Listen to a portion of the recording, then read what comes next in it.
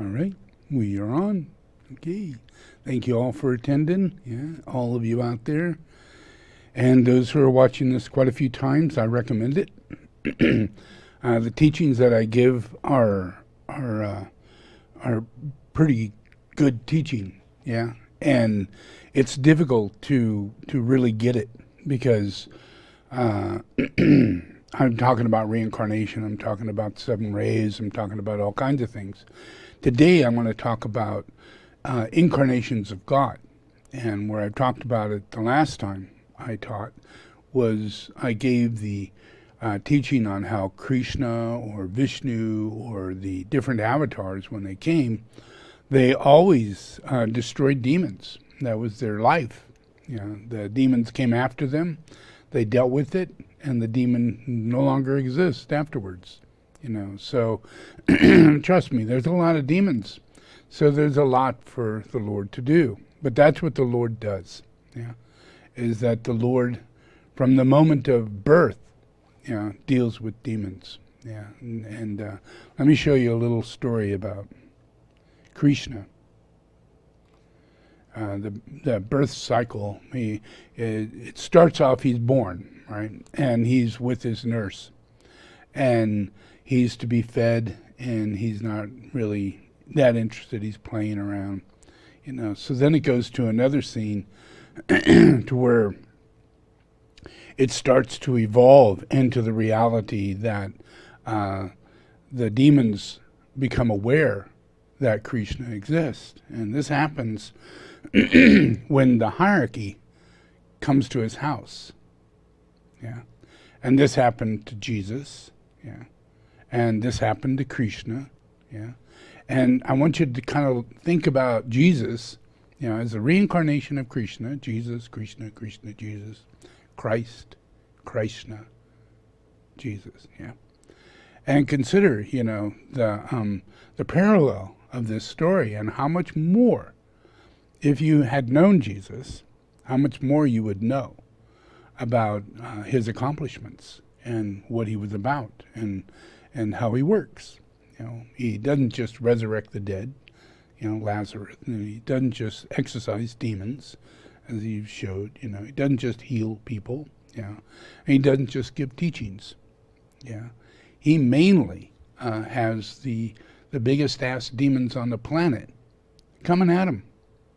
And that's what got him on the cross. That's what went through all that process. So here we'll look at Krishna, and this is his process.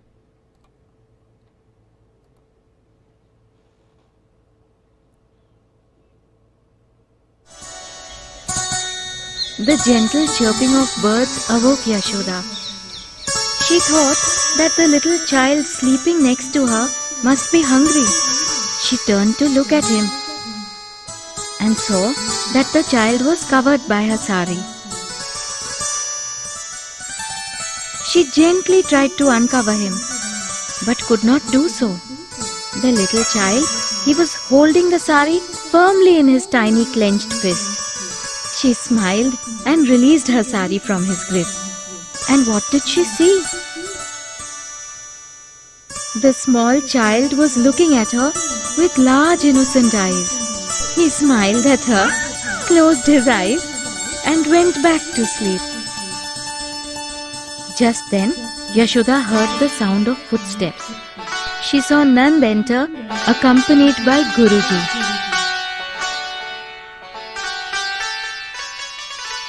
Guruji saw the child and said, "This child is blessed. He will overcome all the hurdles of life, and as a result, you all will find a place in heaven. We shall name him after his star sign. He shall be called Krishna. Shri Krishna, Shri Krishna, Shri Krishna. Krishna." The name echoed in all directions.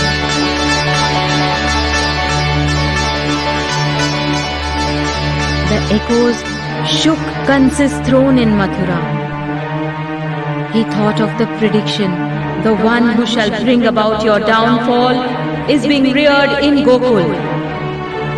His head started spinning at the thought of death. He felt as if he could hear thousands of babies laughing within the pillars. He grabbed his head with both his hands. At that very moment, a thought entered his head. Putna. Putna. And with an evil laughter, a terrible demoness appeared before him.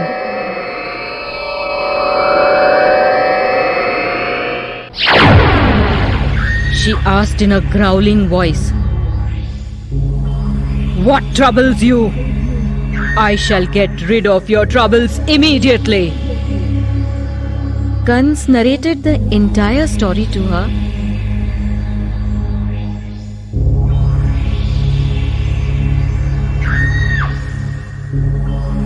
And commanded her, Go to Gokul and kill all the newborn babies."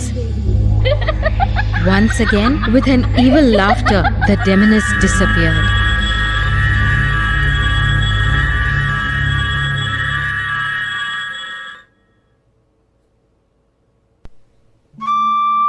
Early next morning, a milkwoman entered Gokul. Yes, it was Putna. She had disguised herself as a woman who fed milk to infants. But instead of milk, she had filled her breasts with poison.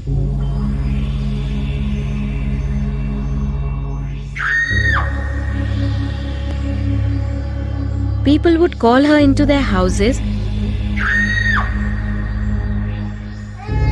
and hand over their babies to her to feed.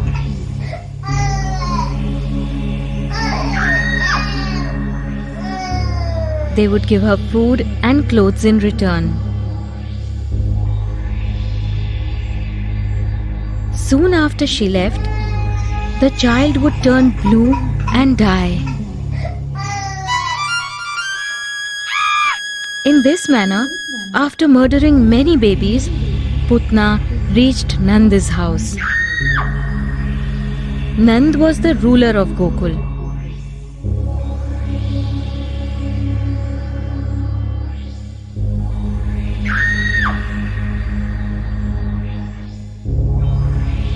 On seeing Putna, Nand offered her a seat.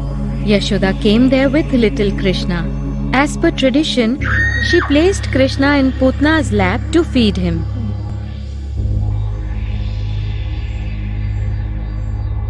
Putna took Krishna to her breast and started to feed him the poison. But her evil intentions weren't hidden from Krishna. He started to suck her evil powers from her. Putna immediately learnt of Krishna's trick and tried to distance him from her. But Krishna just wouldn't let go. She assumed her terrifying appearance. Nand, Yashoda, and the people of Gokul were terrified on seeing her.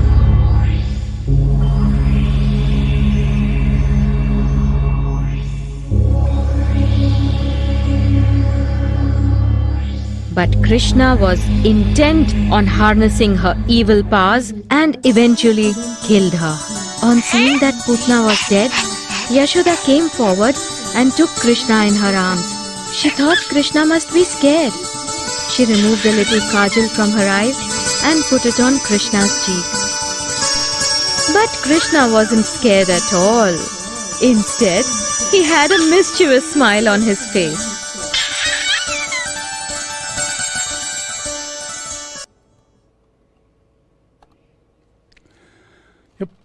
A little familiar to Jesus, I would think, yeah. And it's that's just childhood. If you actually read, yeah, study the life of God, 10 of them, yeah, that we know of, 10, yeah. And if you go to Rama, that's a really great story. I mean, holy moly, and it's real. It's real, and Krishna is real. Yeah, and they're archaeologically, it's freaking people out because they're finding, things that are left behind, like a bridge, a road that goes from the end of India to Sri Lanka. And that was a road that Rama made in order to get to Sita and take her away from the demon.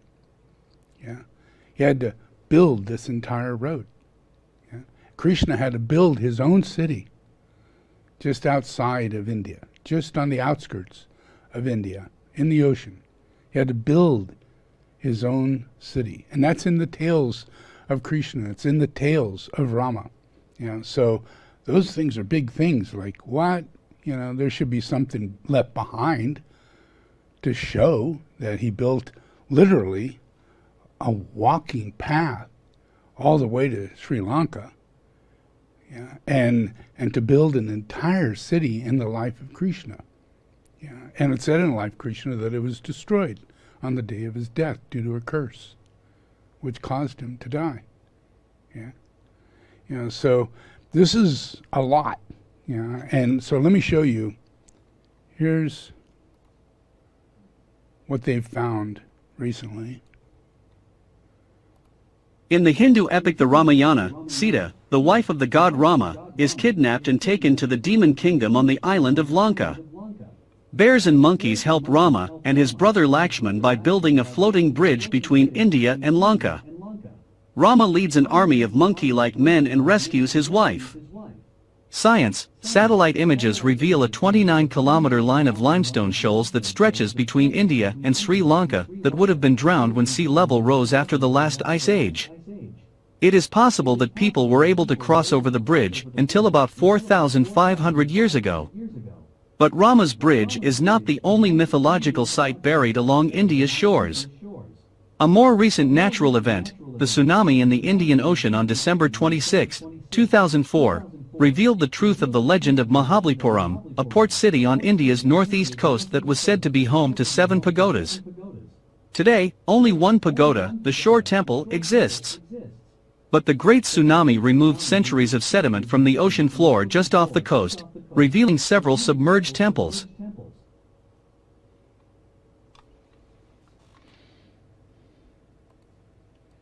Pretty interesting. Things are getting uncovered. Things that are very important for everybody. And you don't really know the relationship of the coming of the Avatar, the coming of the Messiah, the coming of Jesus. You have reference only to Jesus. And you either go Jesus or Buddha or Muhammad, and then you really don't know much about Jesus. You have a Bible that goes back to Old Testament, New Testament, but then you're missing half the life of Jesus, So there's a lot that you're getting your God source from, that's really small. Really, really, really, really, really limited. But the reality is that it's not limited. That it is encompassed in a very large way. And things that are done in life manifest in form. So let's say Jesus lives. And he goes on to India and he learns all I'm talking about right now.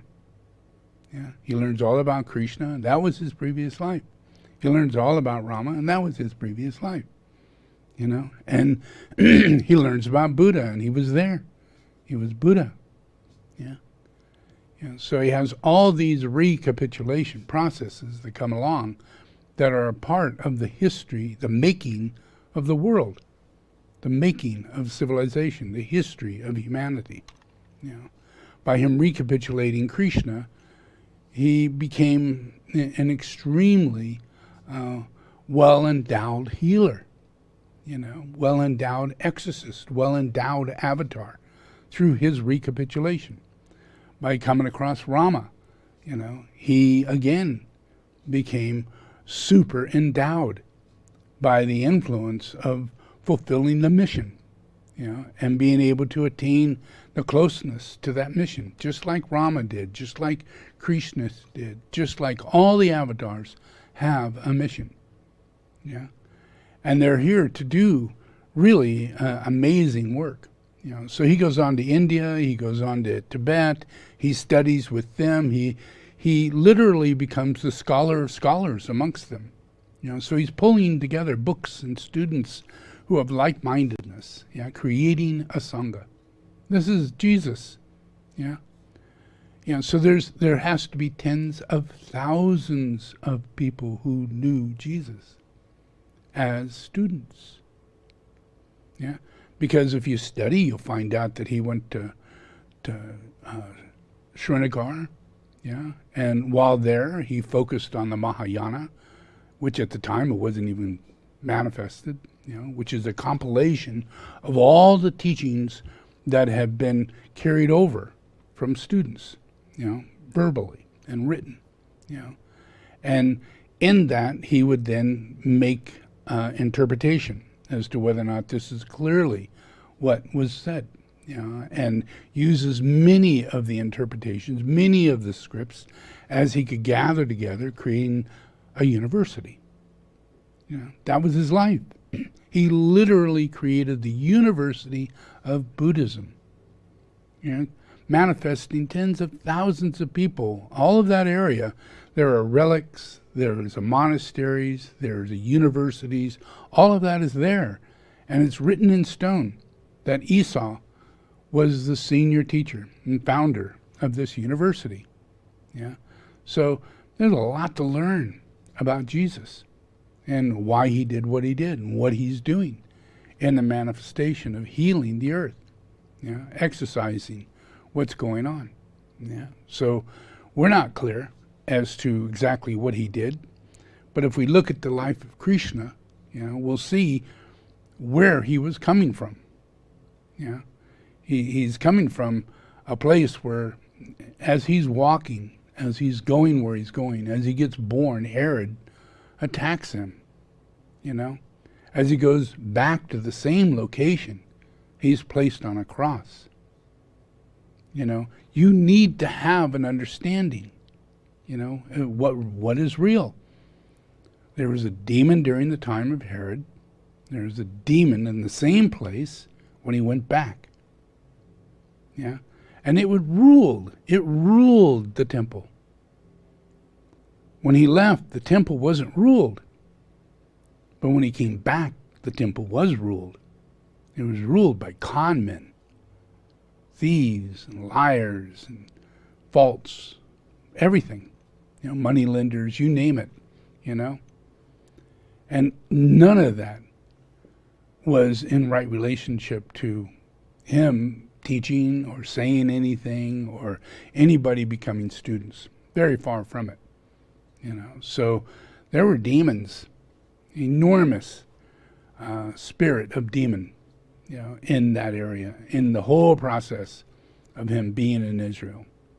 So there's a lot in when we find the truth, we find that it's covered up by a lie, which is an exaggeration of the truth, but in the form of a lie.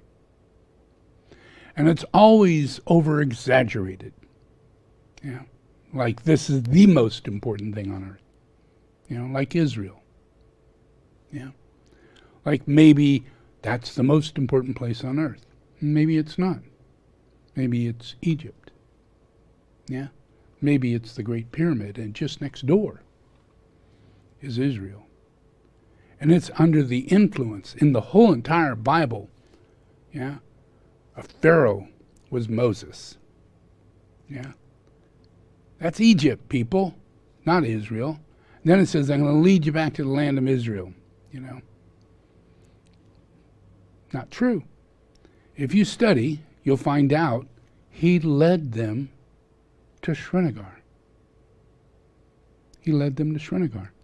If you go to Srinagar and you study, you'll find the people who live there are from Moses' Jewish group of the tribes that he brought along, And And they ended up there, not in Israel. Yeah. And they're still there. Yeah. And they're not totally focused in Muhammad, even though that's part of their connection. Yeah. Because the people of that area believe in Jesus. You know, both as Buddha, both as the coming Messiah, yeah, and previous as Jesus, who used to be in Srinagar, whose tomb is in Srinagar. Yeah. You know, so and if you look and you study, you'll find out Moses' freaking tomb is in Srinagar. If you look and you study, the highest temple of Shiva is in Srinagar. And if you look and you study, and you'll find Jesus' grave is in Srinagar. Yeah. And it's a historical thing. You know, if you delve into it and you get the books out and you talk to the scholars and you go back in history and you add things up, as you should if you're a good student of God. You know, you're not to prove God. You want to recapitulate God because you are from those previous lives. And for you to recapitulate, you must recapitulate God's existence in history. You must. Yeah. It's the purpose of archaeology. That's why in archaeology they have demons. And they don't believe in God. Yeah. And when they find things, they don't think in God. They don't think in terms of spiritual relic of some form. They think in terms of an archaeological find. A historical thing that will justify the fact that we're only 10,000 years old. You know, and that mindset destroyed everything, because here we have Krishna's temple, which is nearly 30,000 years old, and it's an entire city. Impossible. So, when did you hear about it? Yeah. They found it. They recognize it. They know it exists. And yet they keep teaching you that we never had a city before 10,000 years. Yeah. And probably, you know, the pyramid was built 5,000 years ago because we haven't evolved that long. Now, how could we have built the pyramid if we haven't evolved by that time? You know, no cities up to 10,000. But it's not true. In America, we can go back 500,000 years and find civilization and growth. Yeah, all kinds of things. Yep. This is a place called Dwarka. Dwarka. In 2002, scientists found an ancient submerged city in India's Gulf of Cambay. Divers later recovered human artifacts from the site, including beads and pottery, along with human teeth that were reportedly carbon dated to be up to 9,500 years old. They had found the legendary city of Dwarka, which is considered sacred to several religions, including Hinduism and Buddhism, as it was believed to have been occupied by the Hindu god Krishna before it apparently sunk as a result of the last ice cap melt nearly 10,000 years ago. The importance of the finding cannot be overstated, according to experts. Per the BBC, one ancient civilization authority said that finding a sunken city of this scale calls into question the long-lived archaeological holding that cities of this scale weren't known to exist more than 4,500 years ago.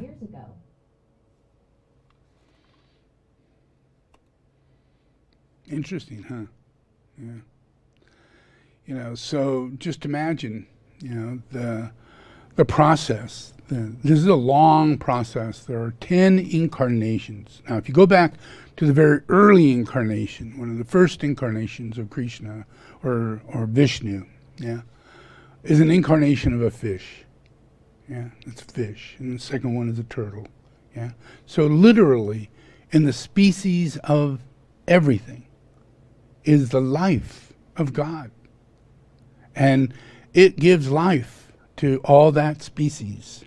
Everything. And as he enters into land, he becomes a tiger, you know, and as he enters further into it, you know, he becomes a manifestation into an elephant, you see later Rama, he has disciples that are monkeys, you know, and it's like too far beyond mortal mind. The thoughts that we can have to real reality. Could this have really existed? Things like this. But they did. As strange as they may seem, they did.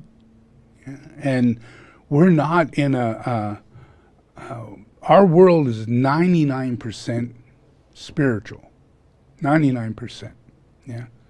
So if we study and go back, we'll begin to start seeing an archetype.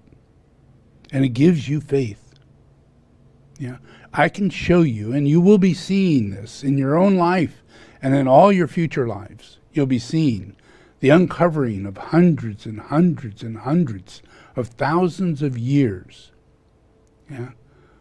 that we're going to uncover. And what we're going to find is the same civilization for hundreds of thousands of years.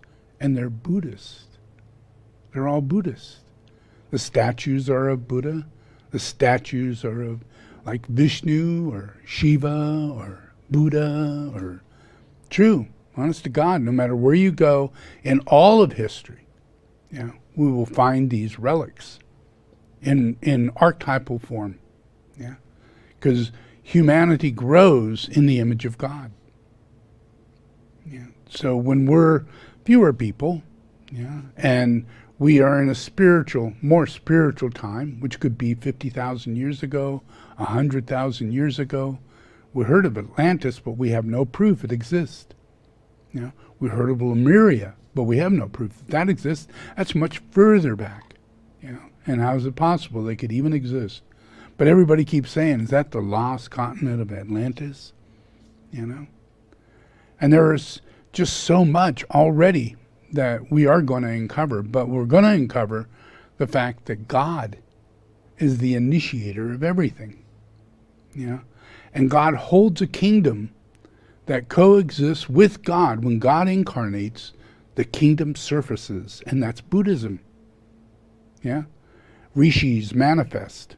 And they are future Buddhas. All Rishis are future Buddhas, according to the time that they exist, at the time of their yoga, the time of their life. They're in bodhicitta process, bodhisattva process. They're yogis. And you have to study this stuff to understand what a rishi is. If you study what a rishi is, you'll find that the senior rishi of all rishis is Maitreya Rishi. Maitreya Rishi. And if you study Krishna, and the one who literally told his entire life to a rishi, because only a rishi would understand it, only a rishi would listen to it. It was Maitreya Rishi. They met on the day he died, the day Krishna died. They met for the first time. And it shows in the book. If you read this, if you read it, it's an enormous something for you to understand if you read a lot in interpretation of God. You can spend your time focusing on being a lawyer. You can do this. You can focus your time on whatever things you want to be, you think you want to be. But what if it's so important, really important, that what you should spend your time in doing is uncovering the reality of God, the existence of God, in all of history and present moment, and enter the ministry, because it's a revelation. Once you are actually in it, and you actually cut through it, and you start reading, and not just the Bible, but read the Bible and incorporate it into the previous lives of the incarnation. And you'll find you only get the answers through the Hindi text. It answers the Genesis principle of those 7 days, and how is it you could do this in 7 days? How can you make a creation? Those kind of thought forms leads people in Christianity to think that we're only 10,000 years old. But each day was a kappa. Each day was God's day, not our day, God's day. God's day, you can only understand it from a rishi, and rishis wrote it down. God's day is so many days exact. Yeah, exact. And now we're at the time of the computer and physicists and other people to where we can actually take those numbers and put it up against the Bible and realize that the entire process of creation that's written up, even on how many days it took and how many days and cycles it is literally the very thing that's written in Genesis. Yeah, but you have to read the two, because this one's a little book, one little book. And in India, the book is many hundreds and thousands of books from the many lives of the many relationships people have had in the revelation that they've had personally with God.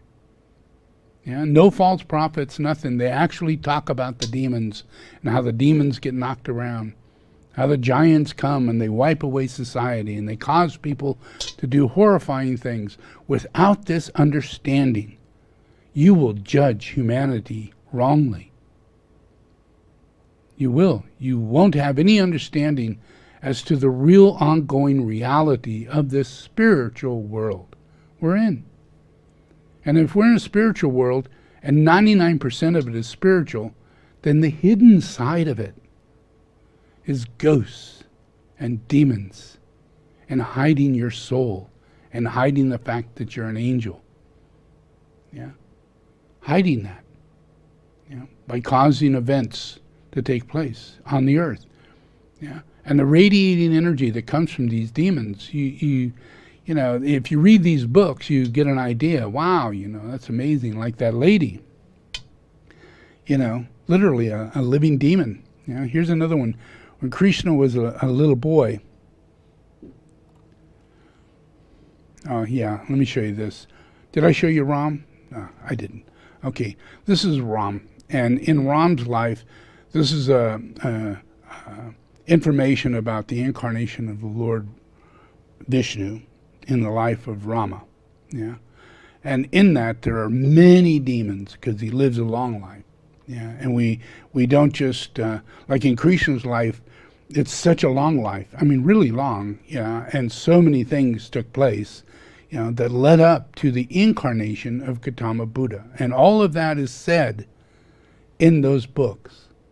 That his future incarnation will be Gautama Buddha. All the activities that he's carrying out today are the activities that will make manifest in the life of Gautama Buddha. Yeah, and then Gautama Buddha did the exact same thing. He would meet tens of thousands of people throughout his life, and he'd realize by healing them and helping them and doing what he did with them and realizing and seeing and witnessing them coming from the future. Yeah, he would meet Tsongkhapa, he would meet Padmasambhava, he would meet all these different manifestations as young people and bless them. Yeah, and then later, like in Tsongkhapa's case, he received a conch. Yeah, and Tsongkhapa gave him a crystal mala. Yeah, so Buddha hands him a conch. And this conch goes to this young boy, and it's found later. And even Gautama Buddha says this. This conch will be found in your future life, in the valley which you will build your monasteries. Yeah, and you will serve Buddha. He said it. You will serve Buddha. Yeah, and so in his future life, Tsongkhapa is moved by this vision and a dream, compelled to live his life in a certain way. Yeah, all the way from birth. Yeah, to the point to where he's going to build his Ganden. Yeah, his monastery. Yeah. And it's a place where he's going to reveal Tushita. Yeah, that's what its name is. Yeah, so this is his vision. He's seeing this all the time because he is an incarnation of the Avatar. Yeah, and from the Avatar he receives this beautiful conch. Yeah, kind of like this one, like that.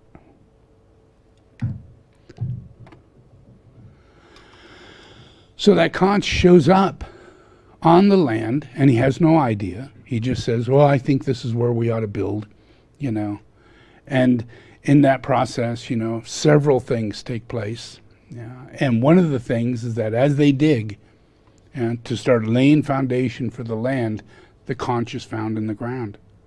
and he brings it up and he sees it, and it's revered as to holy moly, because it's got relic information around it, all kinds of things in relationship to where it was passed down. So he carries this and carries it on to his monastery, and it's his connection, is a recapitulation. And every one of them had this. Padmasambhava had his when he incarnated.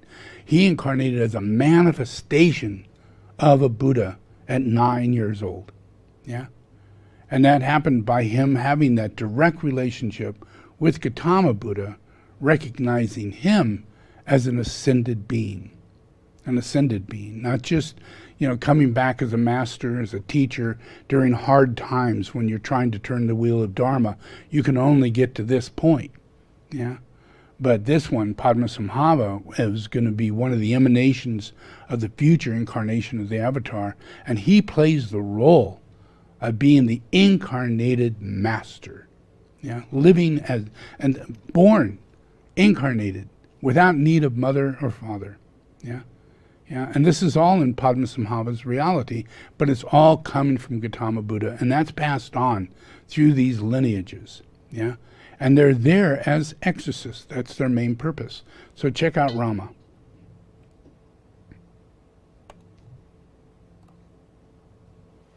You have to read this.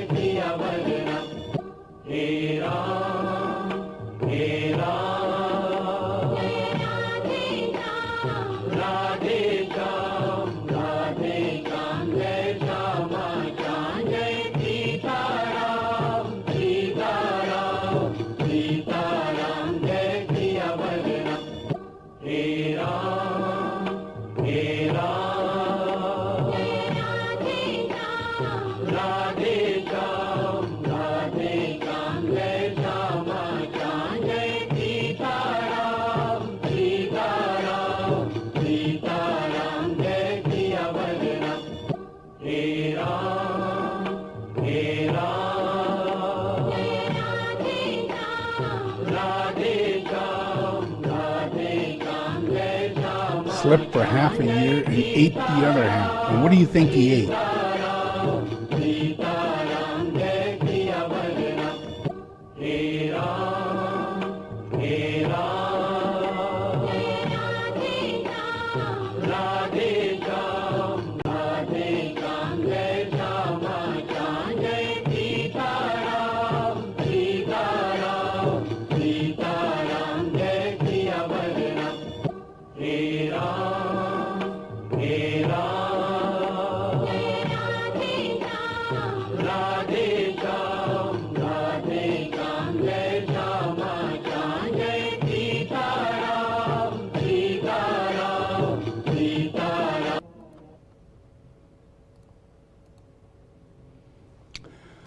And still doing the same thing.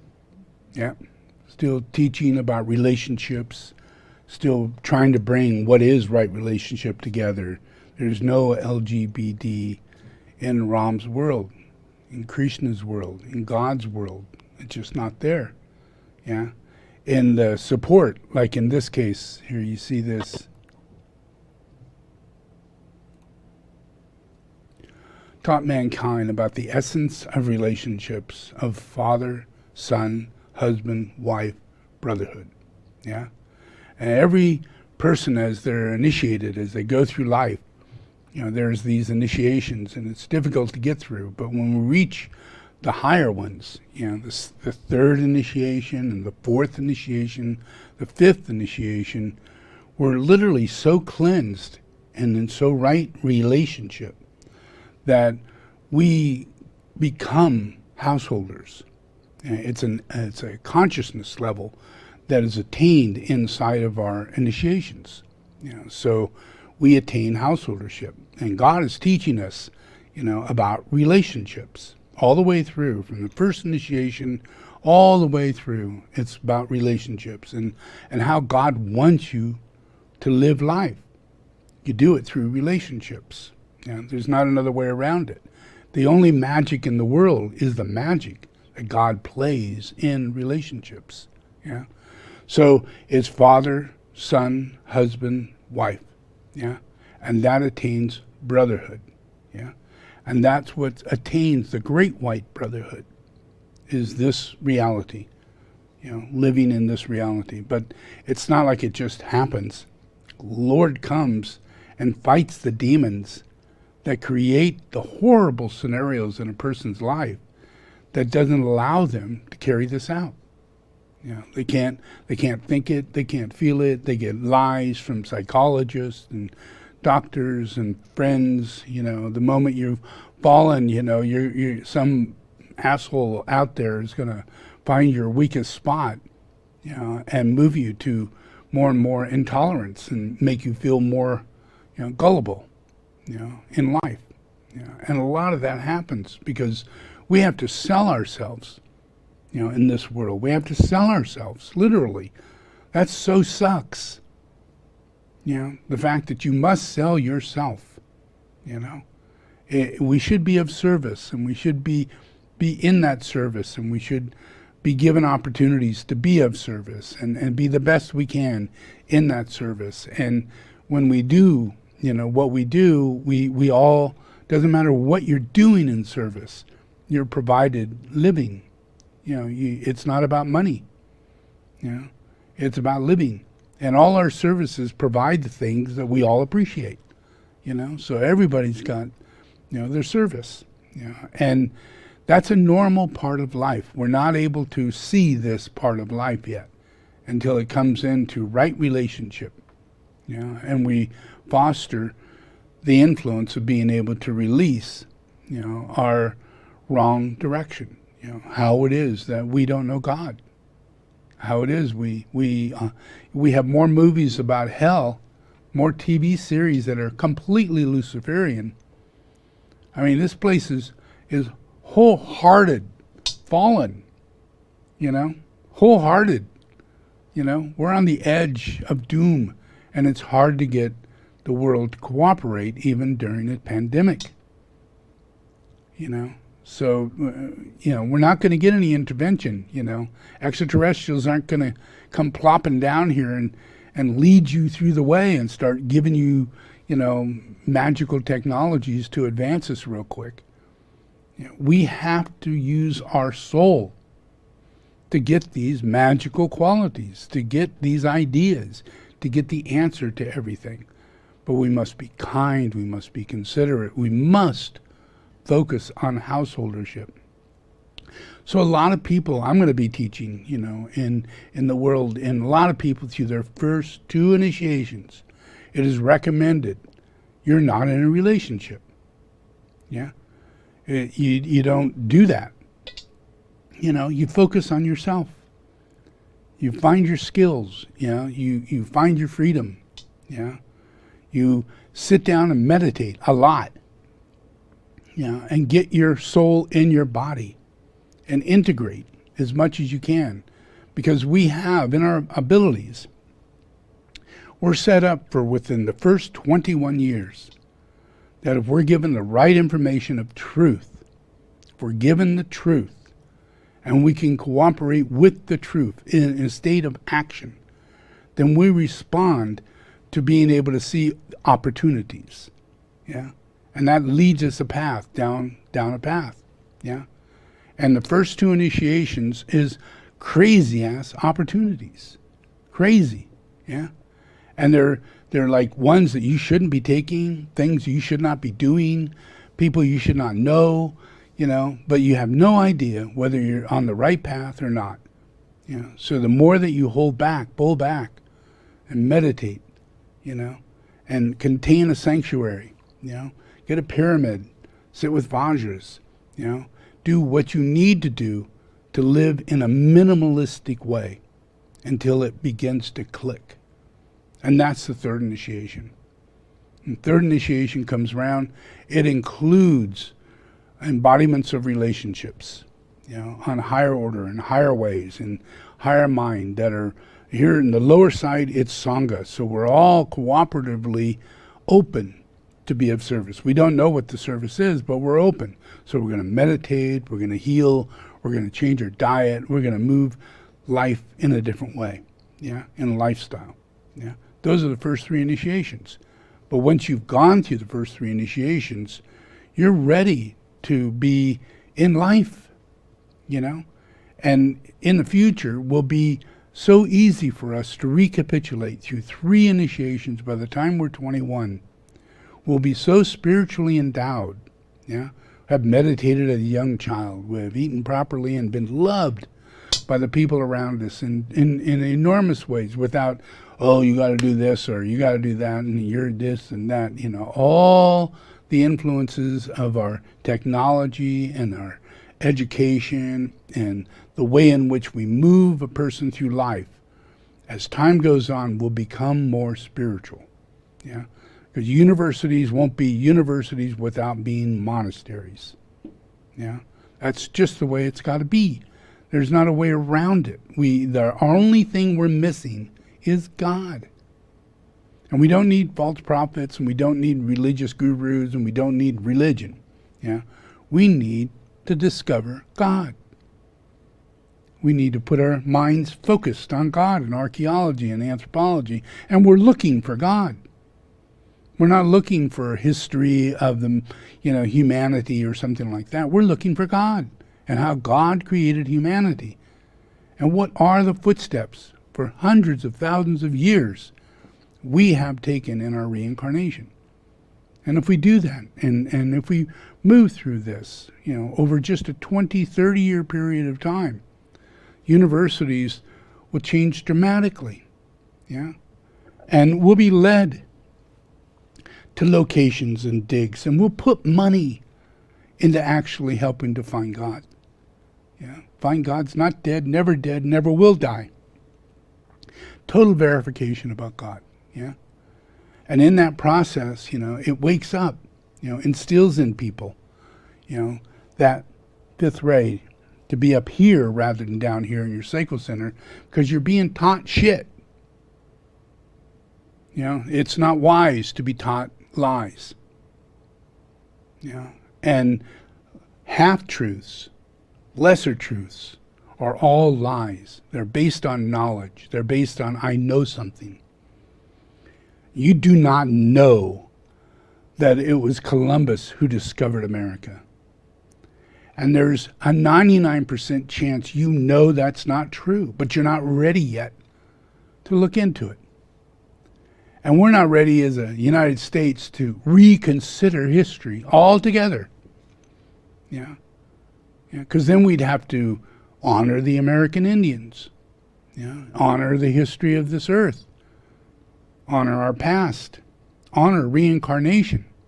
Because without reincarnation, we cannot put a holy bridge in our integration. We can't connect the past, the present, and the future. It's not an illusion. We lived it. We lived it. And every time life exists, it penetrates life. It exists in life. So if we go to bother about going looking for life, looking for the truth of our life, and that we don't limit it to there's only 10,000 years, we found everything up to 10,000 years, and anything after that, we're going to find dinosaurs. And people all hunched over looking, pretty raggedy, And that's just, it's a total piece of shit. It certainly doesn't fit the Bible.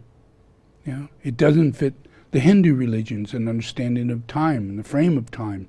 You know, it doesn't, you know. So with these lies, now we go to school and we get educated and we're told we have to know math and we have to know English and we have to know this and that. You know, we have to know history. Yeah. But we're not being told where mathematics comes from. It comes from God. Yeah? Where is the origin of real, true technology? It comes from God. It comes from Rishis. Yeah? It comes from people who spoke to God. Yeah? And then they say, did you know that light travels this fast? 20,000 years ago they wrote about that? Yeah? This stuff is so prevalent that if we bother to do this and bring this into our monastic life, a new life based on monastic reality, not separating humanity thinking, oh, the Tibetans are monastic and, you know, Christians are monastic. No, human beings are monastic. Yeah. Universities, you change the name. Yeah. University is the name of a monastery. Yeah. It's to educate you on all universal realities. And that's focused upon the revelation of God's existence in our history. And that leads all the way back to God creating earth and God creating all of creation and God having a plan that we can move through. Yeah. Without astrology, without all that, you know, rigmarole. But with the faith and understanding that there's all these incarnations, they've existed in this way. If we uncover these things, the energy from that begins to surface.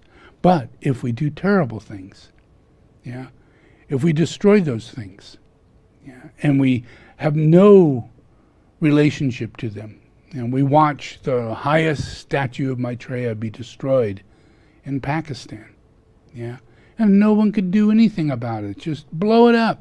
And it's gone. Yeah? Well, this has been going on for tens of thousands of years. That's why there is no outside casing on the Great Pyramid and no capstone. It's not because of weather. Yeah? It's because of people and demons. Yeah? That's why Glastonbury doesn't exist with the church that was originally there. Yeah? Read the history of it. There was a demon who came to town, took the guy who ran the church and hung him upside down at the door. Yeah? It's the history of Glastonbury. Yeah? There used to be an abbey, a real beautiful abbey. And that abbey was a place where most of the reincarnations of the saints of Jesus Christ who reincarnated would live their lives and become monks, nuns, yeah, and focus upon Jesus Christ. And after they lived their life, at the ends of their lives, in the middle of their lives, they would go to this place because they knew it was the first church of Jesus Christ. And when they went there, they meditated and they focused upon their reincarnation, yeah, because that was the principle. So they made a relationship of commitment that when they die, things of their own, their shoes, their certain clothing that they wore a lot, yeah, and blanket, things like that, would all go into a box. And it'd be put in a room. And masses of saints from all over the world came to that place. And they were in that monastery. Yeah. You know, so even though that's been destroyed, that was a horrible, evil act, even though it was done, it's in the energy of Glastonbury. It's still there. And people, it happened. Their stuff went in a box. It was sanctified. Everything was done. But evil comes. And it terrorizes our work in building monasteries and creating sanctuary and manifesting saints. Yeah. If you read this, you know, the beginning of this about Rama, you know, these demons come to focus on saints, to destroy the lives of saints, to make it hard for them, to make their wives die, their children die, hardship in every way. And it makes it hard for them to continue studying and praying and focusing and listening to everybody crying and suffering and trying to justify, what's going on. And it's all being done by demonic forces, greed of a king or other forces that are happening. Yeah. So all the incarnations that we've had, in humanity are linked to the process of the Lord. We all come with that. We all come back with that. And every cycle, like right now, we're in what's known as the end of the Kali Yuga. And that means that the incarnation of the Lord is known as Kalki, or Kalki Maitreya. Yeah. And Kalki is the 10th avatar. And the 10th avatar is the one that synthesizes everything and kicks ass. Yeah. It literally pulls all that I'm talking about. All this stuff where every avatar had to deal with demons and dealt with it in their way, at their level, in the way that they could. Yeah. But in the level of intuitive spontaneity as a Lord of Shambhala, yeah, and the King in heaven manifesting as the 10th avatar, yeah, that is a cleansing for the planet. And it's not just dealing with as we did from Rama and all the other lives. This is a recapitulation, a complete cleansing of everything that's left over. Anything left over, yeah? So here we're going through our little process, and I show you a lot of people that we've done this to. People are healing left and right, and the United States had Washington, D.C. taken over, and we had one guy that was pulling that whole thing off, and he'd go into it saying, "I'm a winner. Join me. I'm a winner. I never lose. You're gonna hate me for winning all the time. You're gonna get sick of winning. That's all that's gonna happen. You're just gonna get sick of winning, because that's all that can happen with me. All I can do is win. When you're a demon and a liar and a thief and a con man, obviously that's what they're thinking. They're winning. They're a con man. They're a thief. They're a liar. Yeah, that is exactly what they say. I'm a winner. And I look at this. See, this is the life of the end of a winner. It took about 3,000 pieces of dynamite to implode the 34-story building in less than 20 seconds. Nearby Jersey Shore businesses offered packages ahead of the explosion for people who wanted maybe a front row seat. The hotel and casino first opened in 1984 and was a celebrity hangout when major events such as a Mike Tyson boxing match or Rolling Stones concert was held at the neighboring Boardwalk Hall. The building has been closed, however, since 2014, and though former President Trump built it, the building has been owned by billionaire Carl Icahn since 2016. And just a little bit of backstory there, Vlad. Atlantic City actually auctioned off the right to press the demolition button. The bid got as high as $175,000, and all that money was going to go to the Boys and Girls Club of Atlantic City. Great organization. Only problem is, the owner, Carl Icahn, he's actually a really good friend of Donald Trump, and he did not think that was a very good idea at all, and he refused to cooperate. So they had to scrap the idea of getting donations, and there you see the implosion. Now, Carl Icahn, one of his foundations, actually did donate the money, so the Boys and Girls Club still benefits from this. But yeah, I guess it's pretty hard to hang out with your friend if you participate in something like that where people are. Yeah. And just imagine, the process of Trump is that he's like a spider with a web, And he even said that as he was being elected to be president. He says, you don't know what you just did. I'm gonna give you a poem, and it's a spider, weaving an evil spell, causing death to his prey, and he just goes on with this poem. And it's exactly his process, And the thing is that when this this evil spirit, which is like a spider creating a web and catching people in it, yeah? And those people become his friends, people who are loyal and obligated, and he gets into business with them. He sets up relationships, yeah? He even got his daughter to marry one, yeah? And he's been doing this quite a while, yeah? And these are all ties of evil, things that he's tied together under his contract. Now, if you break a contract with him, yeah, he'll fire you, yeah, and he'll completely disassociate himself from you, and he'll make you look bad, any good thing he's ever said about a person, that's gone, and just devalue the person, because that way he can put someone else in that position, because nobody matters to him. He catches flies, so that's his only interest is to have that in manifestation. So we see this going on, and the kind of right now he has no Twitter, and imagine you're the evil spirit, and the evil spirit has to talk. It's the throat center. It has to talk, and that is one of his.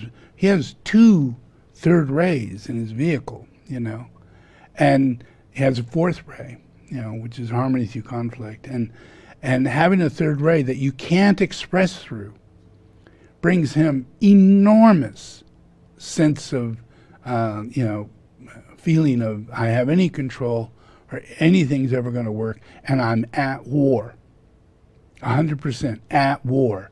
The gloves are off. I'm fighting barefooted, and there are no rules where I kick and what I say or anything like that. But he has no Twitter. This is all just inward shit. He's going crazy. So his inner side is driving him nuts. He has no one to rule and no one to control. So he's doing his best of having private meetings with the Democratic Party, and he's trying to get them to believe that he is their best consultant. Even though he's not president, he'll be a titular president of the Republican Party. So as far as they're concerned, he's still president, and as far as they're concerned, he's got the best ideas, and we're going to go with them. But that is fizzling out fast. And that process is going to get real weird as he goes to court in Georgia and New York and even Florida. He's going to go to court. And all those processes is deflaming him, like he's all blown up. And this is all personality. It has nothing to do with spirituality or soul. It's 100% personality.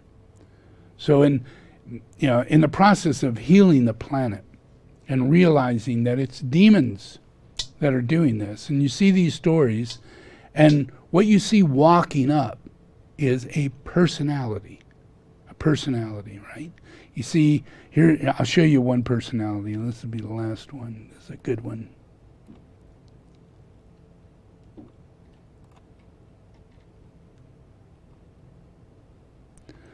This is Krishna when he's a little bit older. He's like about 8 or 9. He's with his friends. They're going to go hang out by a tree, and they're going to play and have fun.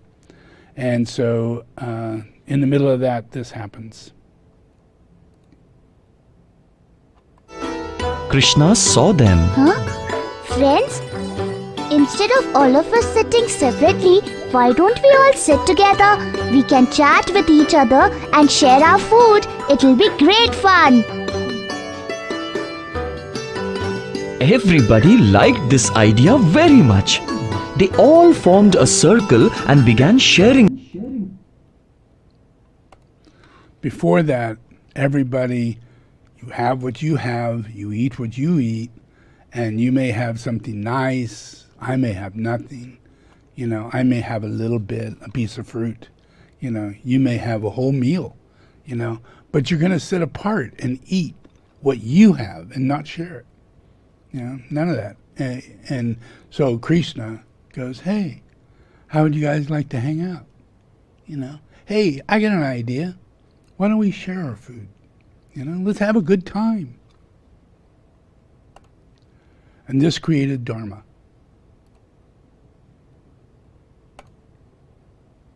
Their food, they all enjoyed eating the chapatis, vegetables and butter. Taking the cows to graze and sharing the food became a daily routine. But all this was quietly being observed by the spies of the evil king Kans. Kans was informed that Krishna and Balram took the cows to the meadows for grazing. Kans was lost in his thoughts, and suddenly he thought of a soldier in his army of demons, Rishabhasur. His body was that of a human, but he had the head of a bull. He looked like the devil himself. Physically, he was very strong, and he had deep red eyes. See how it's an exaggeration of personality? Yeah? When the personality gets exaggerated, it's scary. Yeah? Because it overpowers. Its energy is to be a personality, you know? And then you can make up your own freaking personality, which is what everybody has done, you know, in this life right now. Everybody's made up who they think they are and what they think they're doing, how they comb their hair, how they do everything, yeah? It's all part of their personality, yeah? But there's an aspect of it that has to be integrated and become the soul, literally incarnated the soul. So we have in society, we have these beings that are 100% personality, Kardashians, you know, major movie stars, major basketball stars, all these people that are personalities. Yeah, they're famous, what? Personalities. Yeah. And their influence on the world is glamour and exaggeration. They have a lot of cars, they have a lot of money, they have great big houses, they have the strangest wives, they have everything, yeah? And it's all an exaggeration of personality. The car, the wife, the house, everything, you know? Even the ability to be the biggest, tallest, fastest basketball player. You're still, you know, one out of so many, not so many. Now you're a leading personality, yeah? So you become an archetype, a personification, you know, for everybody. You know, and it's hard not to follow into that process and never get a soul. Never. Ever. Yeah. Because it's just in this thing. In India, it's called the caste system. Yeah, because they have so many demons. You know, they created a caste system. The demons did, in the incarnation of Rajas and others.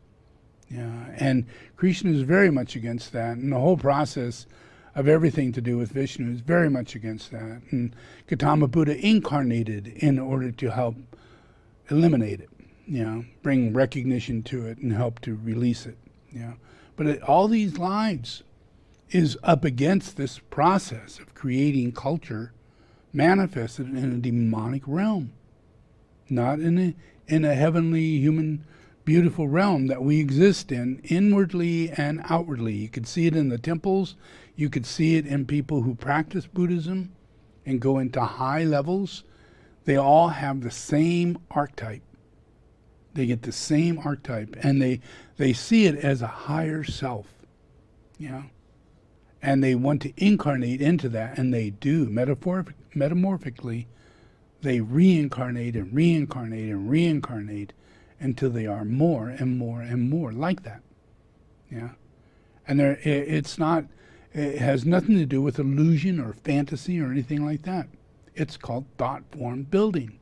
And when you're doing good work and you're doing good things and you're studying about God, and God's your creator, you know, then God gives you messages, images that allows you to reform yourself and take the opportunity to do life in a different way. But when we have big gaps between it, you know, So imagine here, you got, check this out. I mean, he really does this guy well. Kans decided to send Rishabhasur to Gokul. As usual, Krishna and Balram, along with the other cowherds, brought the cows for grazing. Suddenly at a distance, they saw a huge dust storm approaching.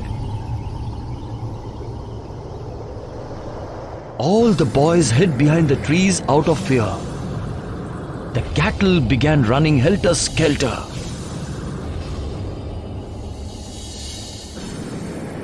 Krishna realized that trouble was brewing. He said to Balram, Gather all the stones that you can and hide behind a tree. Very soon piles of round stones and sharp stones were formed behind every tree.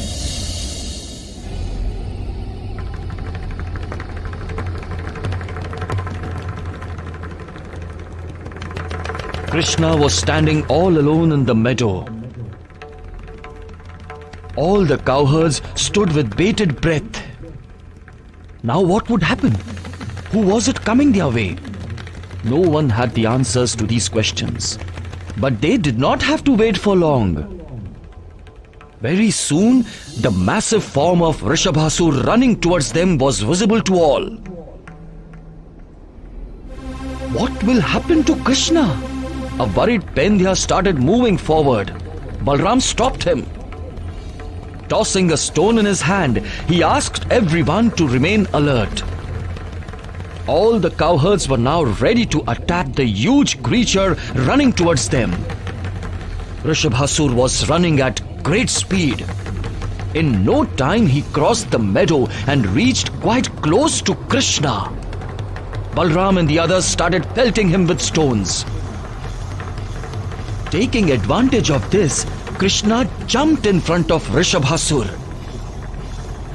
And with all his strength, he pulled out one horn from Rishabhasur's head.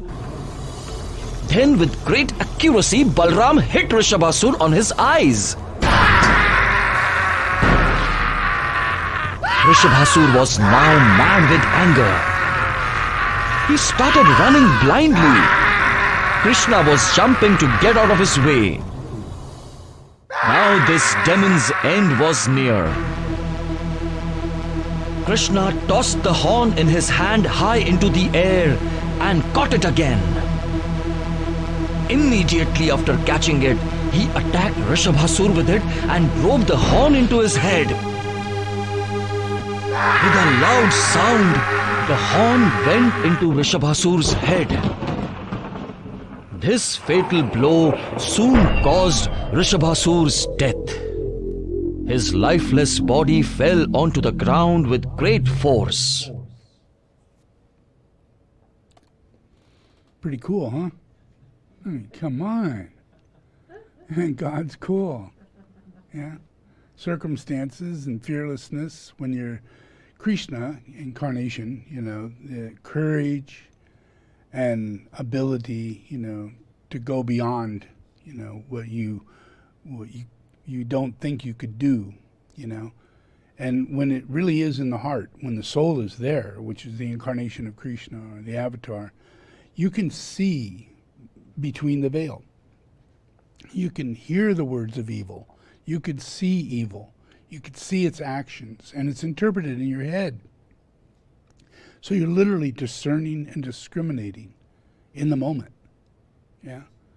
And when any opportunity comes up in all their lives, you could see it. He's just sitting there and they're running toward him, and he's got to deal with this, and he does.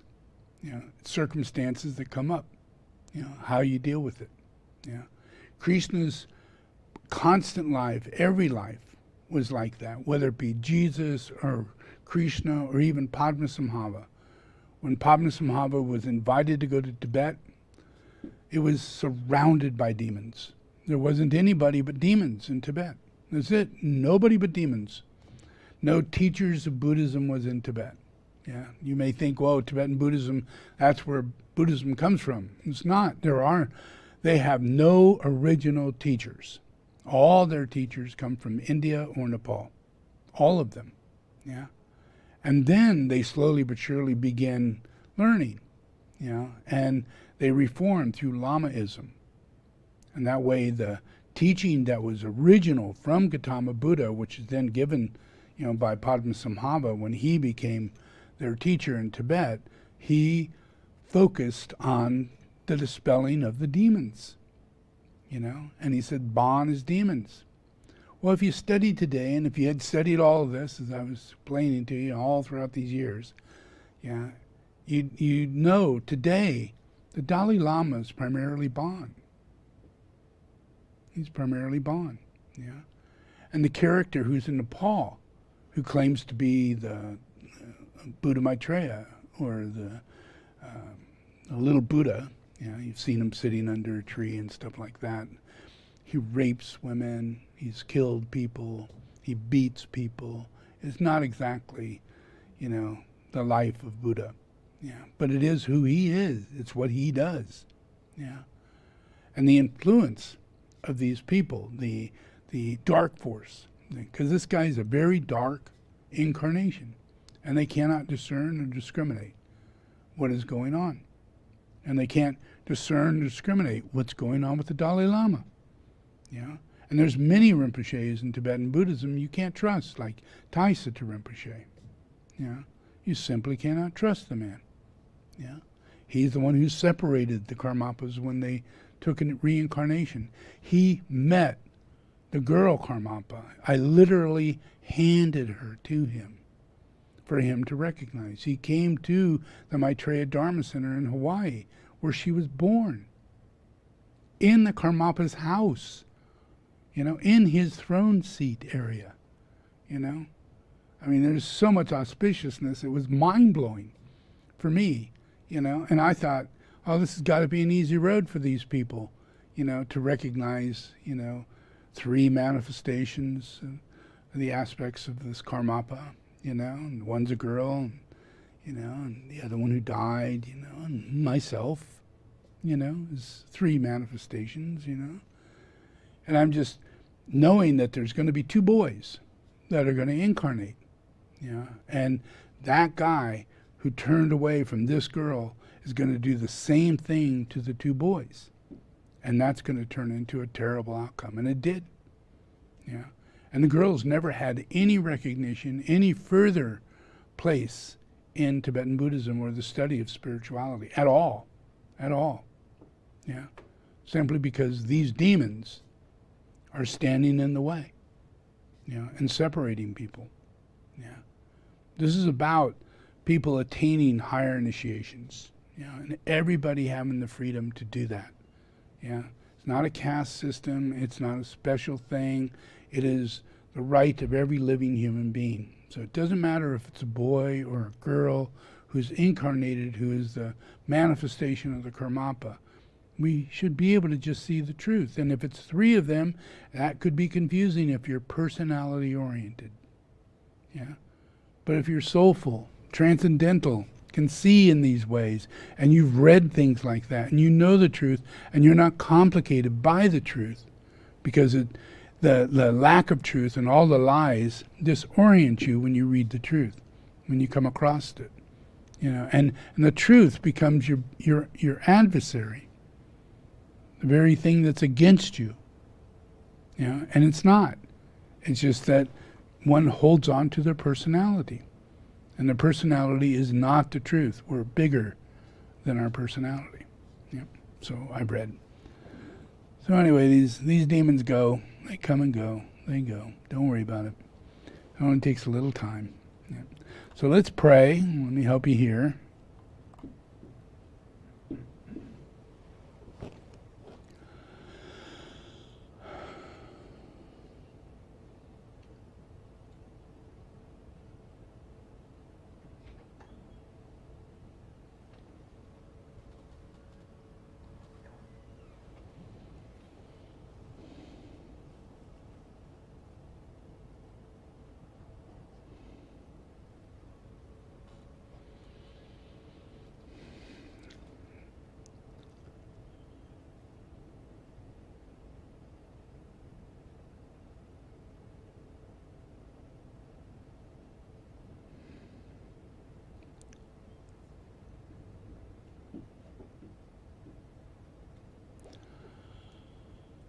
Okay, repeat after me. Lord Jesus the Christ, thank you for bringing me here. Lord Jesus the Christ, I open my heart today. I invite you to come inside. Come, O Lord, and save my life. Receive me today as a child of God. Forgive all my sins and write my name in the book of life. I give myself to you, my spirit, my soul, my body. Receive me, Jesus the Christ. Now, the devil, the blood of Jesus the Christ is against you. I command you now to leave me. I do not belong to you. I am God's property. Leave my life. I disassociate myself from you. I renounce every evil covenant I have entered in with you. In the name of Jesus the Christ, I have received salvation. I am a child of God. Amen.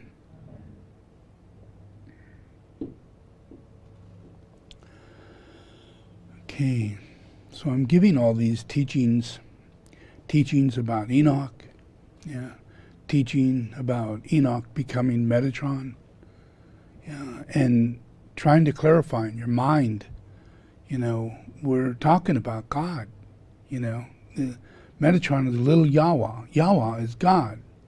So this is the Son of God. It doesn't take Einstein to figure that out, But there's so many lies and deception and illusion and commitment and agreement to the only way it can be interpreted, And yet this is the truth. It's so important that you understand Jesus Christ is the Archangel Metatron. And if you don't really put that into your consciousness, and your understanding as we move forward in the world, where you can take Jesus as not being the son of Mary, not being the son of Joseph, but being the Son of God, at the right hand of God, sitting on a seat just like God, as his son.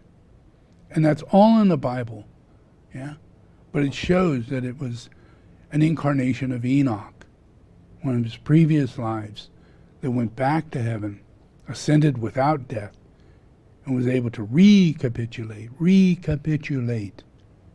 Everything I'm telling you, it's about recapitulation.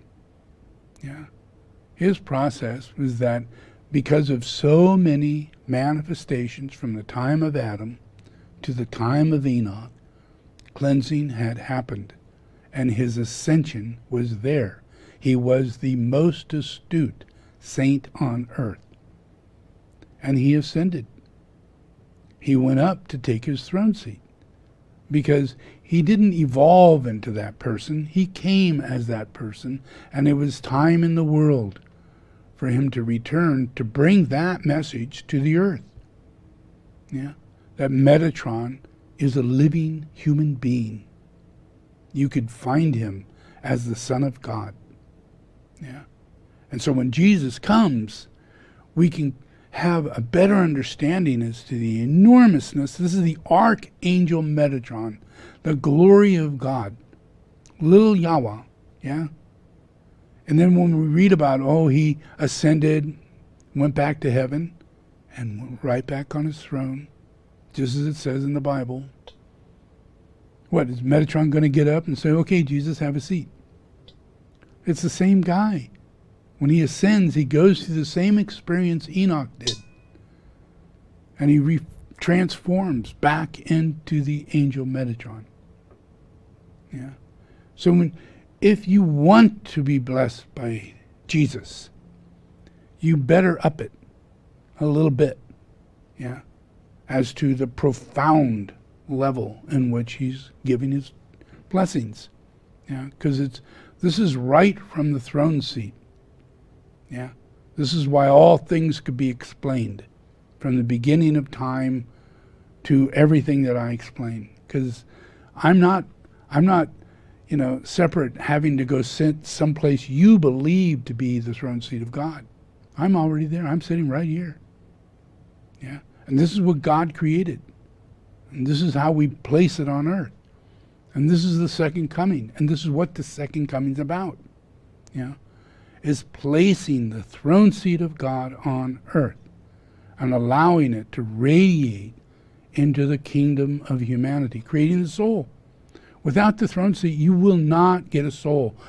In the same way, Enoch would never become an angel. He would continue reincarnating as a man. Yeah? But what happens when you attain your soul? You become awakened by the angel of the presence. Well, who is the angel of the presence? Metatron. Yeah? And that's who awakens your soul. So you really have to reconsider your religious dogma and consider the fact that Jesus is the reincarnation of the level of Buddha's consciousness. Yeah? So he's known as Buddha. But in heaven, he's known as the Archangel Metatron, Little Yahweh. Yeah? And Jesus is the name of Little Yahweh. That's what Jesus means. Yeah? So the whole influence of being able to receive, like when I give these prayers and everything, you need to really take it to a place, in your understanding, that the influence is about angels, and that we are angels. All of us are angels. And when you get back your soul, you have to be an angel. And you cannot be a regular human. You have spiritual qualities that make manifest in you, yeah, and they become a saint. That's a physical human incarnated angel. Yeah? And angels, if you study it, you'll find the interpretation of angel in Hindi and in India, or up in China, is Buddha. When you interpret what does Buddha mean, it means angel. Yeah? And all the Buddhas in the celestial realms they're angels. Yeah? It's just that it's understood that the angels take incarnation to raise all sentient beings up and to save the sanctuary of the sacred planet Earth. Yeah? That's the temple. Not Israel, but Earth. Earth. Metatron. Earth.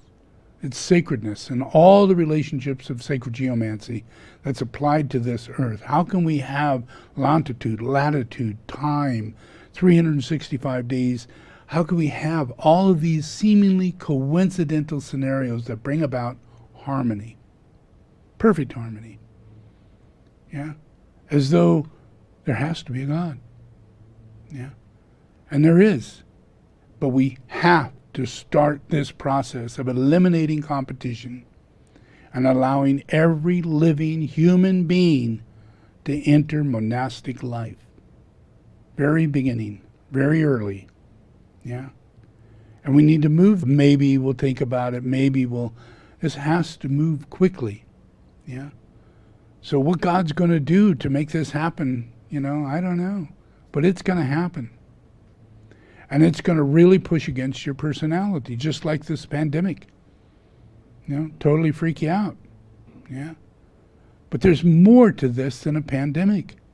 There's liars, there's demons.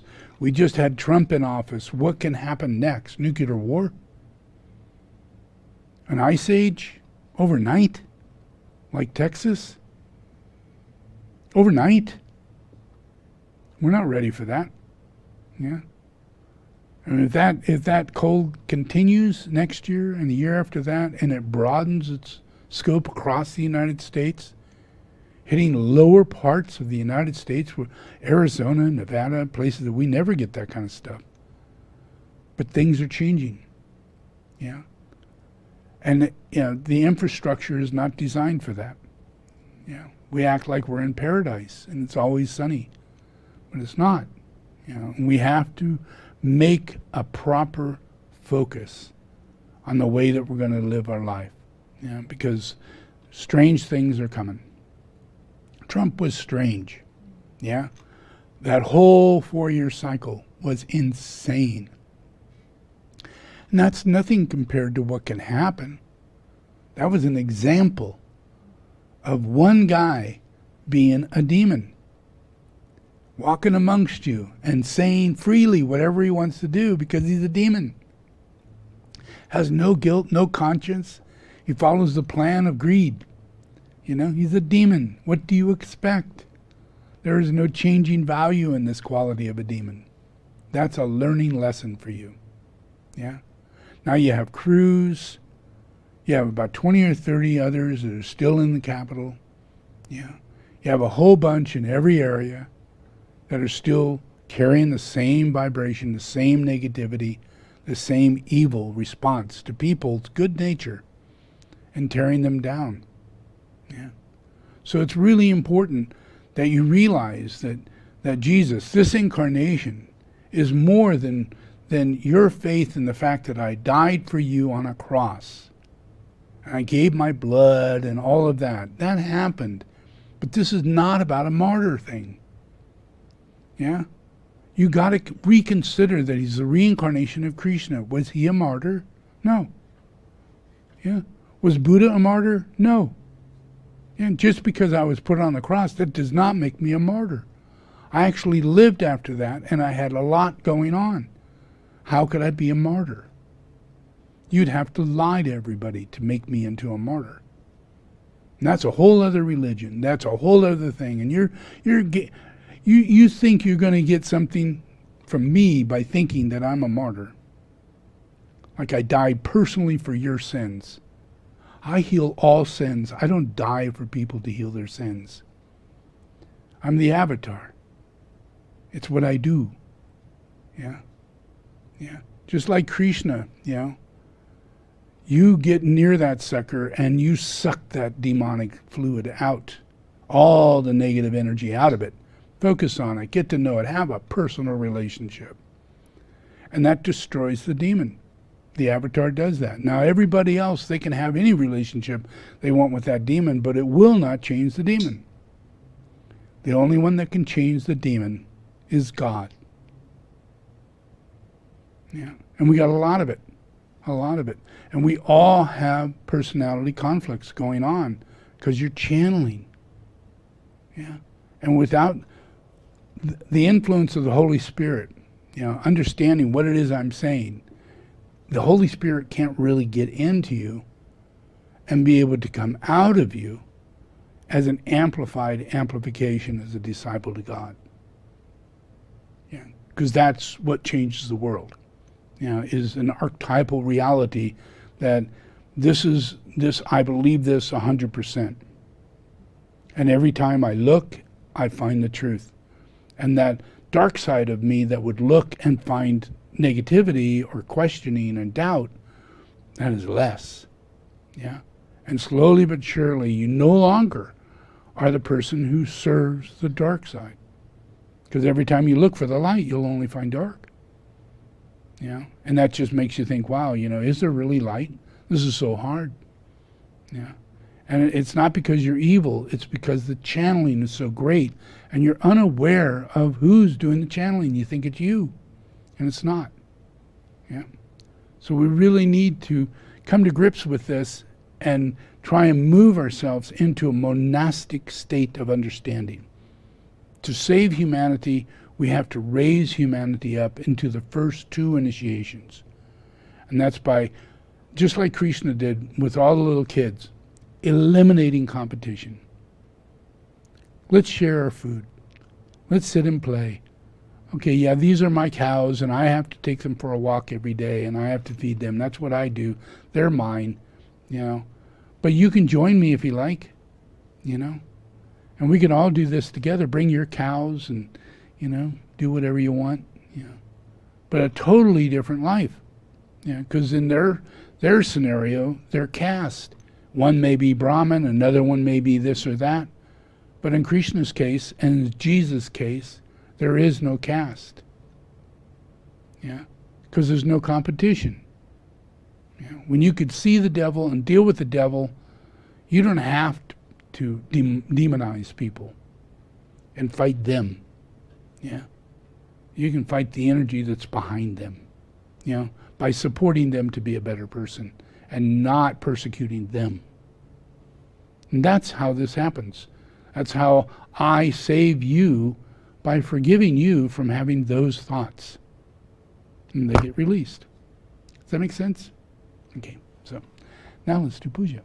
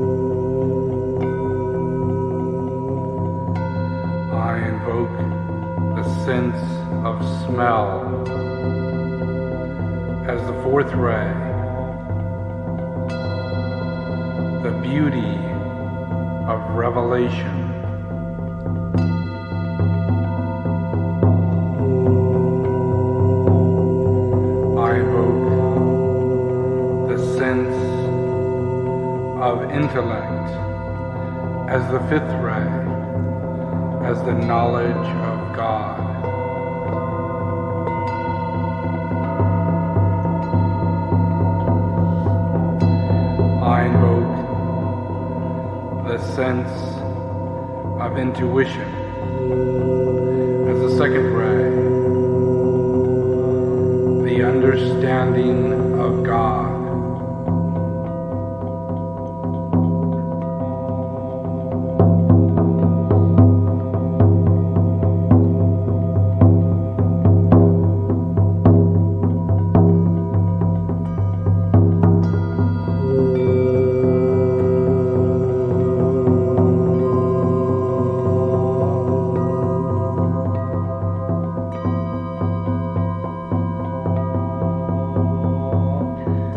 I call upon the synthesis of the seven rays to be expressed through your personality.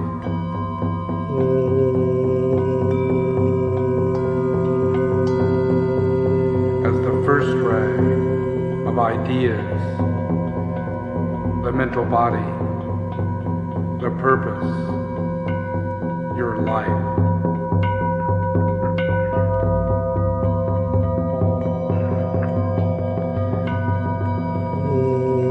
Second ray of ideals, the astral body and your quality.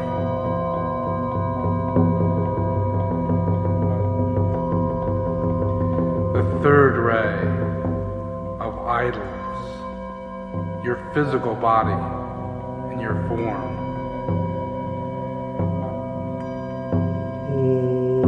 The fourth ray of the fourth kingdom of humanity in balance.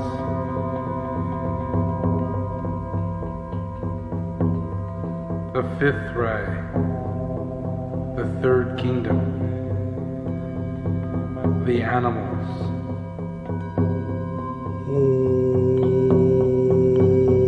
The sixth ray, the second kingdom, vegetables.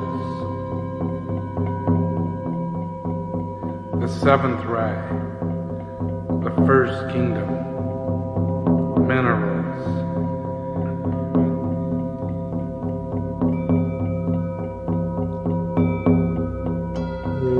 I call upon the relationships of all the kingdoms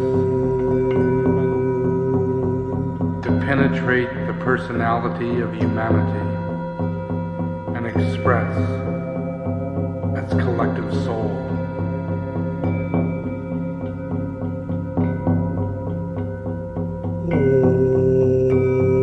The seventh ray and the fourth ray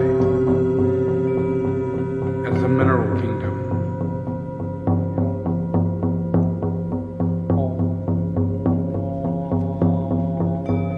The second ray, the fourth ray, and the sixth ray as the vegetable kingdom.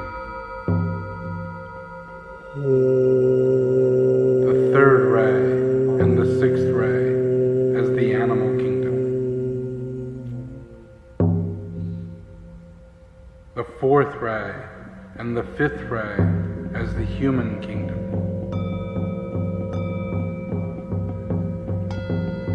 The fifth ray and the second ray as the egoic soul.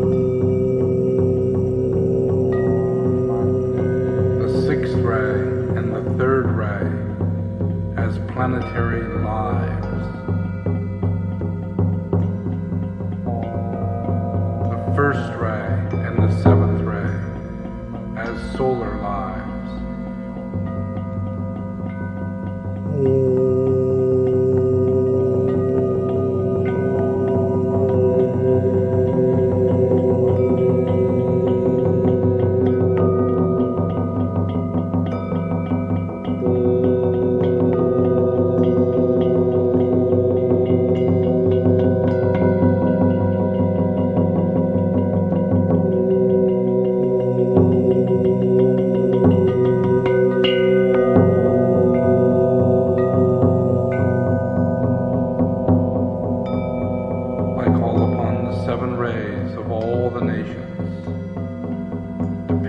The planet Earth, to bring forth the geomantic relationships of the soul, to integrate the egoic ray and the personality ray of each nation, and to express its true expression, to make manifest peace on earth as one living body of God. I call upon India to bring forth its fourth ray of personality and to integrate its first ray of soul to manifest the hidden light.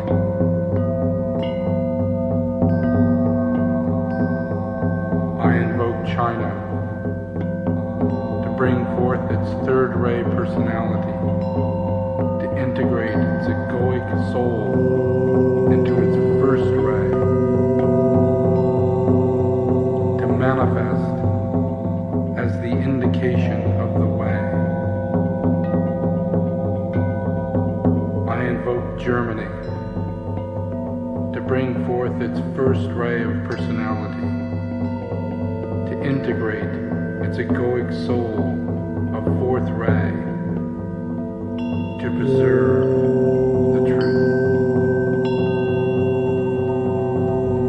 I invoke France and its third ray personality, to integrate its fifth ray of egoic soul, to release the light. I invoke Great Britain and its first ray personality and its second ray egoic soul to bring forth its service. I invoke Italy and its fourth ray personality to integrate its sixth ray soul, to carve the two paths. I invoke the United States and its sixth ray personality to integrate its second ray soul, to light the way. I invoke Russia and its sixth ray personality to integrate its seventh ray soul, to link the two ways. I invoke Australia and its fifth ray personality to integrate its fourth ray soul and serve the lighted way. I invoke Spain and its seventh ray personality to integrate its sixth ray soul, to disperse the clouds. I invoke Brazil and its second ray personality to integrate its fourth ray soul, to hide the seed. I invoke the entity of this planet, the planetary logos, to incarnate the life and the beingness of this planet. I invoke the expression of the second ray force into both the personality and the egoic rays of the nation, and the personality of the egoic ray of humanity, to fuse itself and its light into its healing process. I invoke the esoteric law of solar energy to make manifest the cosmic force of light, love, and peace.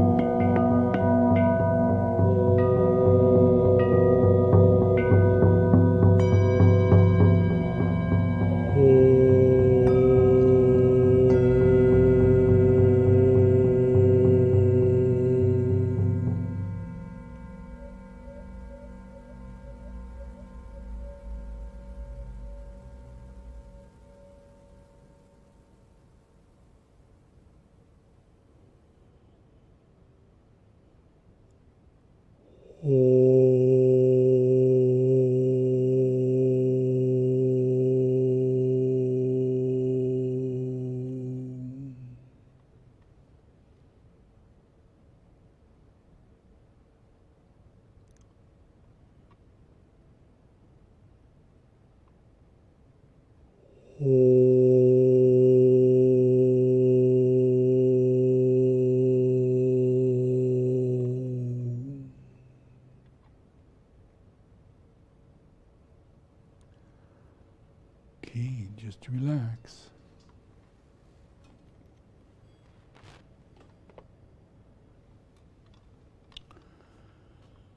Okay, so I talk a lot about competition, and the reason why I do that is because you're not competitive in any nature, of your being, so it is the process of the misuse of your solar plex, and it's an active misused solar plex.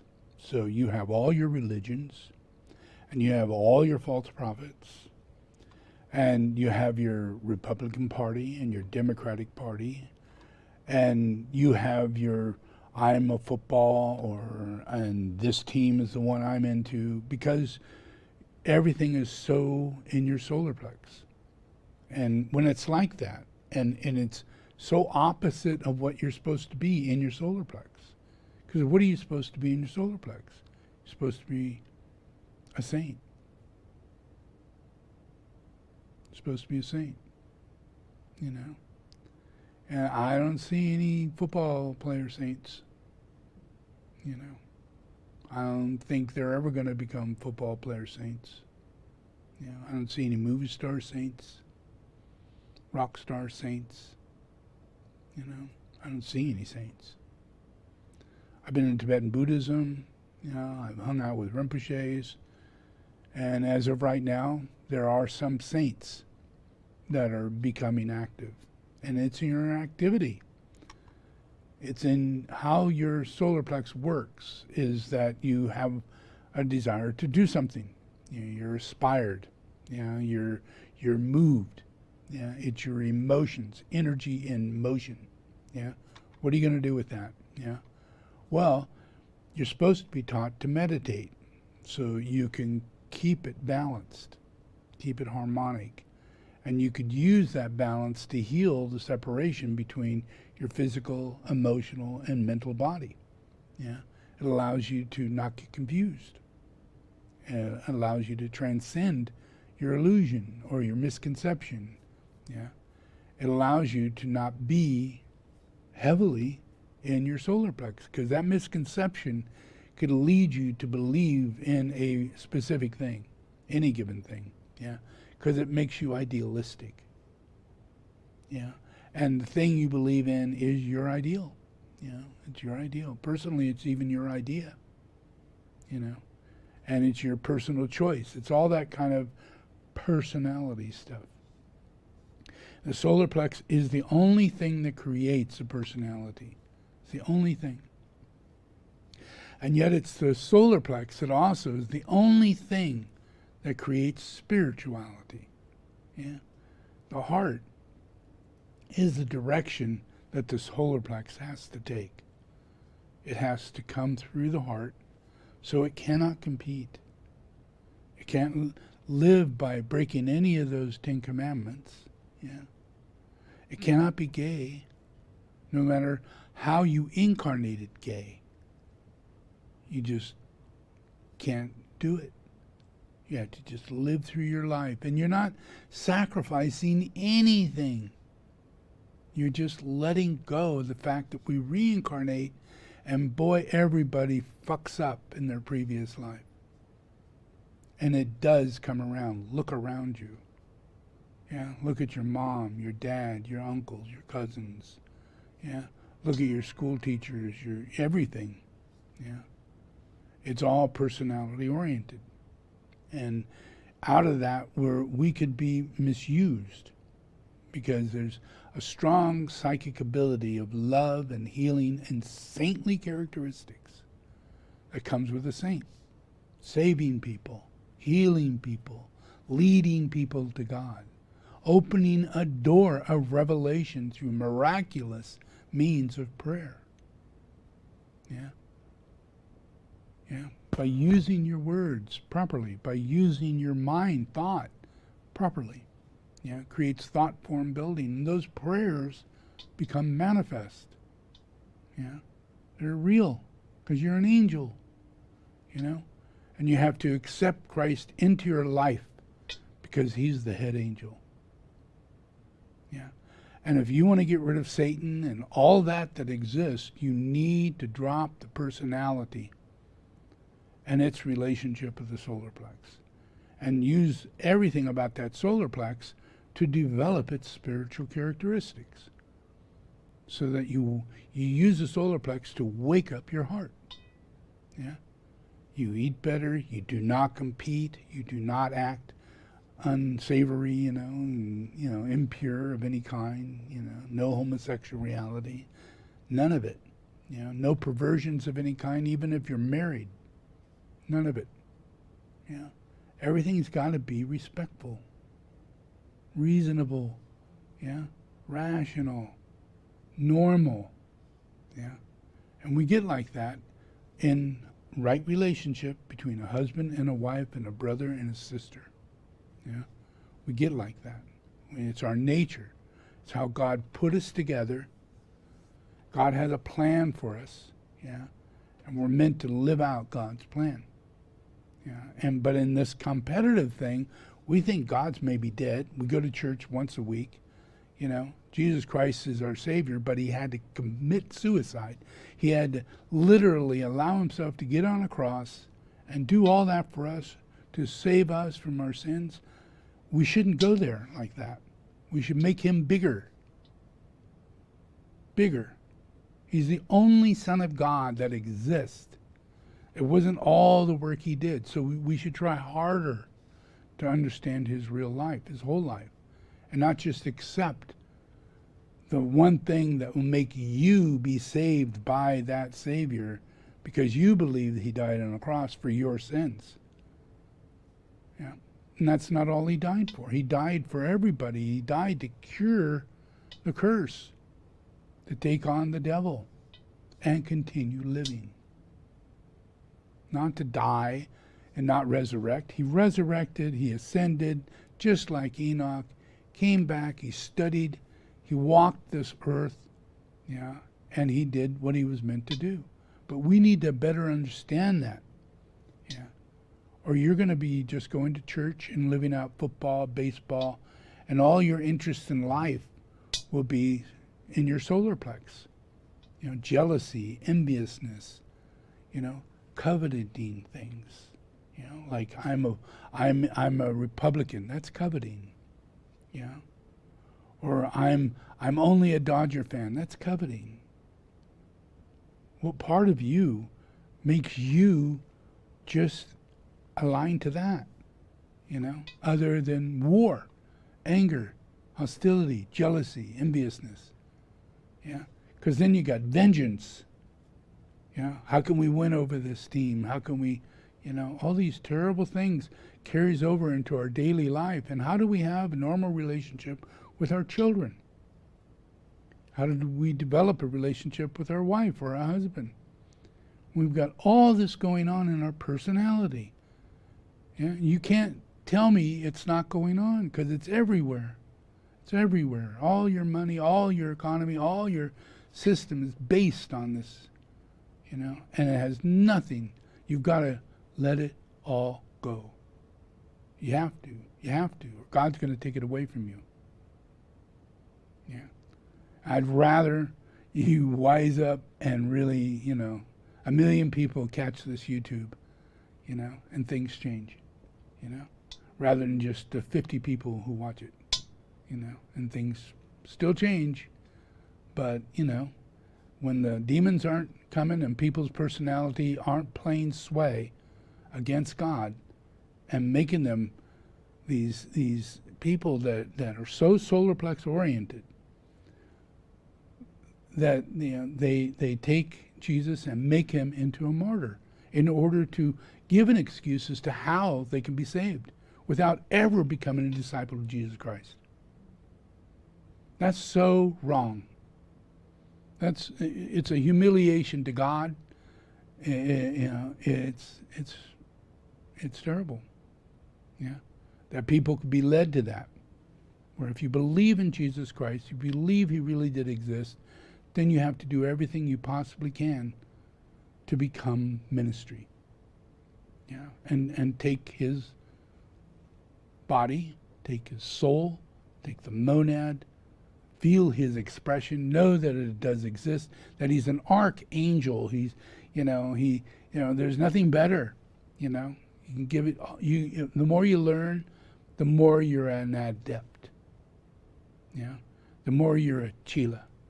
There are words you need to begin taking into your soul, that these are the things you are, and not a Republican, and not, I'm a kind of a guy who's into girls, none of that stuff, just the real thing of your spiritual accomplishments in life from birth to the day you die. Live long, live long, accomplish and reincarnate and continue doing it. Because that's the purpose of life. But not baseball, basketball, football, not divorce, not quick intermittent relationships and having children and then have to abort them because you have no relationship whatsoever to God and your own commitment to yourself, where you could have just never done those things. Gone through a whole life, never have gone down that path. And this is what I'm offering you. All of that will go away. All of it, all your suffering, all the things that you've got going on are caused by this stuff. So, thank you for attending.